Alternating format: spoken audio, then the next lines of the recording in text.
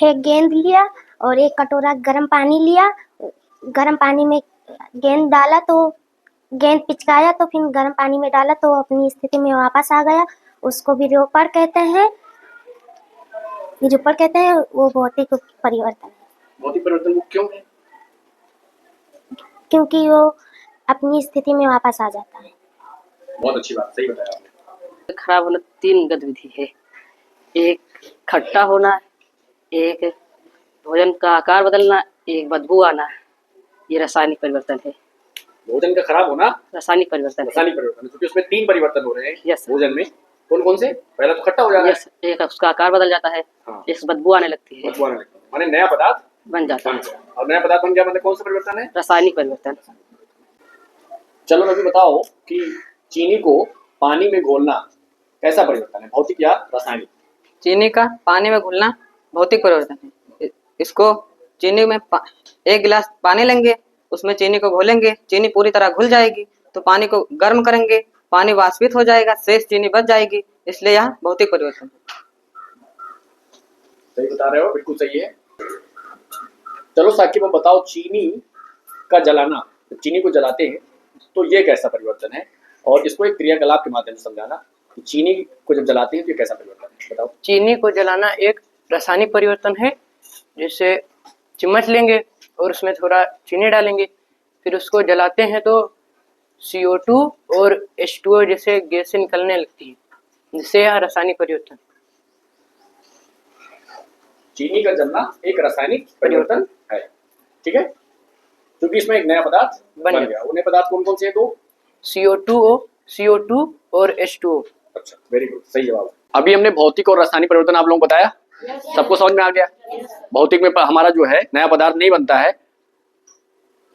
और यह जो अभिक्रिया है इसके विपरीत अगर रासायनिक परिवर्तन की बात करें उसमें नया पदार्थ बन जाता है। यानी रासायनिक जो परिवर्तन है वो अनुत्क्रमणीय है। अनुत्क्रमणीय मतलब जो नॉन रिवर्सिबल हो, इरिवर्सिबल हो, वापस ना हो। अगर अभिक्रिया वापस नहीं हो रही है इसका मतलब नया पदार्थ बन गया। जैसे लोहे में जंग लग गया है तो जंग से वापस लोहा बन सकता है? नहीं बन सकता। अगर भोजन सड़ गया है तो वापस हो सकता है? नहीं। अगर दूध से दही बन गया है तो दही से दूध बन सकता है? बिल्कुल नहीं। यानी ये अनुत्क्रमणीय अभिक्रिया है जिसमें वापस ना हो, पदार्थ वापस ना हो। मतलब नया पदार्थ बन गया तो बन गया, फिर वापस नहीं हो रहा है। ऐसे परिवर्तन को अनुत्क्रमणीय परिवर्तन कहते हैं, और यह रासायनिक परिवर्तन में होता है। जबकि अगर भौतिक परिवर्तन की हम बात कर रहे हैं तो भौतिक परिवर्तन में जो भी अभिक्रिया होती है वो वापस हो जाती है। जैसे आपने पानी को ठंडा किया, बर्फ बन गई, और बर्फ को जब फिर गर्म किया तो वापस पानी में कन्वर्ट हो जाएगा, इसलिए यह भौतिक परिवर्तन है। और ऐसी अभिक्रिया को उत्क्रमणीय परिवर्तन कहते हैं। ऐसे परिवर्तनों को हम क्या कहते हैं? उत्क्रमणीय परिवर्तन। तो इसी से संबंधित हमने बहुत सारे क्रियाकलाप एक्टिविटीज के माध्यम से आज इसको समझा है। आइए अब अभ्यास शुरू करते हैं और प्रश्नों को लगा के देखते हैं हम लोग कितना इन प्रश्नों पर, इस अभ्यास पर और इन क्रियाकलाप के माध्यम से अपने ज्ञान को समृद्ध कर पाए हैं। आइए प्रश्न की तरफ आगे बढ़ते हैं। और पहला प्रश्न आपके लिए आ गया है, निम्नलिखित में से कौन सा रासायनिक परिवर्तन है? आप सब लोग ध्यान से देखिए, निम्नलिखित में से कौन सा रासायनिक परिवर्तन है? कोयले को पीसकर चूर्ण बनाना, कागज के एक बड़े टुकड़े को छोटे छोटे टुकड़ों में फाड़ना, कागज का जलना, कांच की बोतल का टूटना। आपके पास 4 ऑप्शन है, उत्तर बताइए आप। कागज का जलना एक रासायनिक परिवर्तन है, और उत्तर जांच लेते हैं। बहुत बढ़िया उत्तर है, एकदम सही जवाब दिया आपने। वैसे भी कागज जब जल जाता है तो नया पदार्थ बन जाता है, और जलने के बाद वो क्या, कैसी अभिक्रिया है? वो अनुत्क्रमणीय है, वापस नहीं हो सकता है। नहीं हो सकता मतलब नया पदार्थ बन गया है ना। आइए अगले प्रश्न की तरफ आगे बढ़ते हैं और देखते हैं कि दूसरा प्रश्न इसमें आपको क्या करना है? भौतिक या रासायनिक परिवर्तन के रूप में वर्गीकृत करना है। आपको इसमें क्या करना है? वर्गीकृत करना है। तो वर्गीकृत कैसे करेंगे? एक तरफ लिखा है भौतिक परिवर्तन और दूसरी तरफ क्या लिखा है? रासायनिक परिवर्तन। बल्ब का जलना, अगर बल्ब, बहुत बढ़िया, भौतिक परिवर्तन है। चीनी को गर्म करना, चीनी को गर्म करते हैं आप तो कैसा परिवर्तन है? भौतिक की रासायनिक? कितने लोगों को लगता है कि भौतिक परिवर्तन है? चीनी को गर्म किया भौतिक परिवर्तन है। किसी छात्र को ऐसा लगता है कि भौतिक है? अभी अभी जस्ट हमने बताया कि वो रासायनिक परिवर्तन है, क्योंकि उसमें नया पदार्थ बनता है, उसमें रंग और उसके गंध दोनों में अंतर आ जाता है। नए पदार्थ के रूप में कार्बन डाइऑक्साइड CO2 और H2O भी निकलता है। तो ये हो गया भैया आपका रासायनिक परिवर्तन। चावल का पकना, अब चावल पक गया, भात बन गया, तो ये रासायनिक परिवर्तन है। वापस चावल उससे बना सकते हो? अनुत्क्रमणीय है, वापस नहीं हो सकता है। एकदम आसान सी बात है। अगला है मोमबत्ती का जलना। मोमबत्ती का पिघलना एक अलग परिवर्तन है, मोमबत्ती का जलना एक अलग परिवर्तन है। तो मोमबत्ती का जलना पूछ रहे हैं, कैसा होगा? एकदम सही है, आप अच्छे से समझ रहे हैं। चलिए उत्तर की जांच कर लेते हो, देखते हैं क्या उत्तर सही है। बहुत बढ़िया उत्तर है, आपने एकदम सही जवाब दिया है।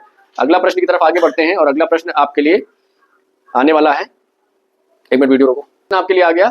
इसमें भी आपको भौतिक एवं रासायनिक परिवर्तन वर्गीकृत करना है, बहुत अच्छा सवाल है। कागज का जलना कैसा परिवर्तन? सबको पता है लोहे को गर्म करने पर लाल हो जाना। अरे भाई लाल हो गया है और फिर उसको ठंडा करोगे अपनी पूर्व स्थिति में आ जाएगा, यानी उत्क्रमणीय है, रिवर्सिबल है, रिवर्स हो रहा है। भोजन का पचना रासायनिक परिवर्तन, एक बार पच गया तो पचा हुआ भोजन दूसरे रूप में आ गया ना, उसका आकार बदल गया, रंग बदल गया। प्रकाश संश्लेषण में पौधे भोजन बनाते हैं। अब भोजन बन गया, प्रकाश संश्लेषण हो गया, उसमें नया पदार्थ बन गया कि नहीं बन गया, ये तुमको डिसाइड करना है और बताना है कि प्रकाश संश्लेषण कैसा भौतिक एवं रासायनिक परिवर्तन में कौन सा परिवर्तन होगा। सोच के बताइए। वास्तव में प्रकाश संश्लेषण एक ऐसी प्रक्रिया है जो एक भोजन बनाने की प्रक्रिया कहलाती है। पौधों के भोजन बनाने की प्रक्रिया को प्रकाश संश्लेषण कहते हैं। इस प्रक्रिया में होता क्या है? क्या आप कौन सी गैस छोड़ते हैं? CO2, H2O, सूर्य का प्रकाश और क्लोरोफिल। पौधे के हरे पत्तियों में क्लोरोफिल वर्णक पाया जाता है, 4 चीजें मिलती हैं, अब ग्लूकोज बन जाता है, C6H12O6, सबको सूत्र पता है। अब नया चीज बन रहा है ना, अब ग्लूकोज बन गया कि नहीं बन गया? अब ग्लूकोज बन गया तो वापस उससे कार्बन डाइऑक्साइड H2O बना सकते हो? नहीं बना सकते। इसलिए यह भी कैसा परिवर्तन है? ऐसा समझते हुए हम अपने रासायनिक परिवर्तन वाले ऑप्शन को सही करेंगे और यहाँ चेक करेंगे कि हमारा उत्तर सही है कि नहीं। और देखिए आपका उत्तर एकदम सही है।